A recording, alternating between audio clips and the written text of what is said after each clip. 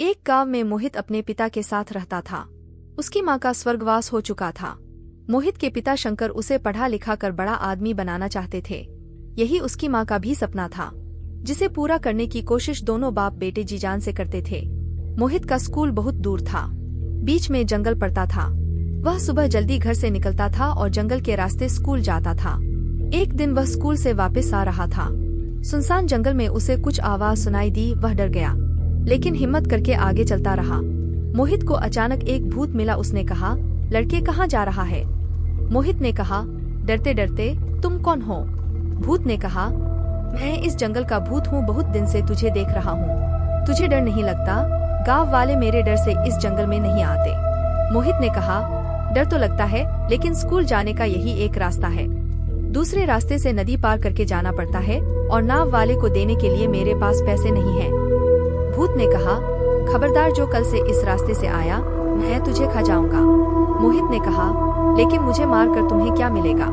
भूत ने कहा, इस जंगल में मेरे अलावा कोई और नहीं रह सकता। मोहित ने कहा, मैं कौन सा यहाँ रहने आया हूँ? मैं बस दिन में 2 बार यहाँ से गुजरता हूँ। भूत ने कहा, तुझे मुझसे डर नहीं लगता? मोहित ने कहा, डर तो लगता है, लेकिन मैंने अपनी मरती हुई माँ से पढ़ लिख कर बड़ा आदमी बनने का वादा किया था। उसके लिए मैं कुछ भी कर सकता हूँ। भूत को उस पर तरस आ जाता है।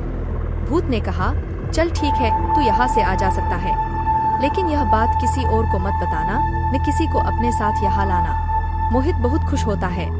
वह जल्दी से उस जंगल से निकलकर घर पहुँच जाता है। मोहित अपने पिता को सब बताना चाहता था, लेकिन उसके पिता शंकर यह बात जानकर उसे जंगल में नहीं जाने देते, इसलिए वह चुप रहता है। अगले दिन से वह डरते डरते जंगल से स्कूल आने जाने लगता है। कभी कभी उसे भूत की आवाज सुनाई देती। भूत उससे सवाल पूछता, तेरे पिता क्या करते हैं? आज स्कूल में क्या पढ़ाया? मोहित भूत के सवालों के जवाब देता था। धीरे धीरे उसका भूत से डर निकल जाता है। अब वह हर दिन भूत से बातें किया करता था। एक दिन मोहित ने भूत से पूछा, तुम भूत कैसे बन गए? भूत ने कहा, मुझे कुछ लोगों ने मार दिया था, जब तक उनसे बदला नहीं लूंगा, मैं भूत ही बना रहूंगा।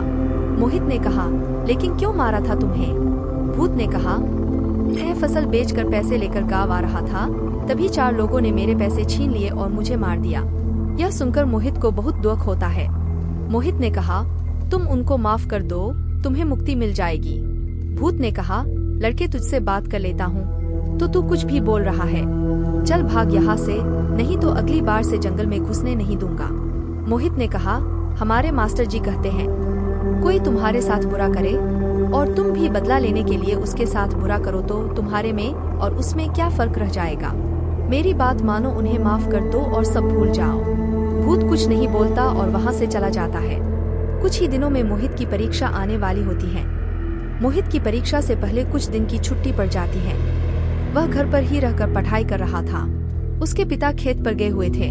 तभी उसे भूत की आवाज सुनाई देती है। मोहित ने कहा, अरे तुम यहाँ कैसे? भूत ने कहा, तुम इतने दिन से नहीं आए, मैंने सोचा कहीं तुम बीमार तो नहीं पड़ गए। मोहित ने कहा, नहीं, वो तो मेरी परीक्षा आने वाली है, इसलिए स्कूल की छुट्टी पड़ गई है। भूत ने कहा, तुम जंगल में बैठकर भी तो पढ़ सकते हो, रोज वहीं आ जाया करो, मेरा मन नहीं लगता। मोहित भूत की बात मानकर उसके पीछे पीछे जंगल में चल देता है।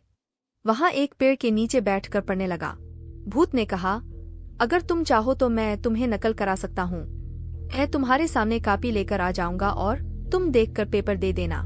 मोहित ने कहा, नहीं, यह गलत होगा, मुझे अपनी क्षमता से पेपर देने चाहिए, नकल करके मैं कभी बड़ा आदमी नहीं बन पाऊंगा।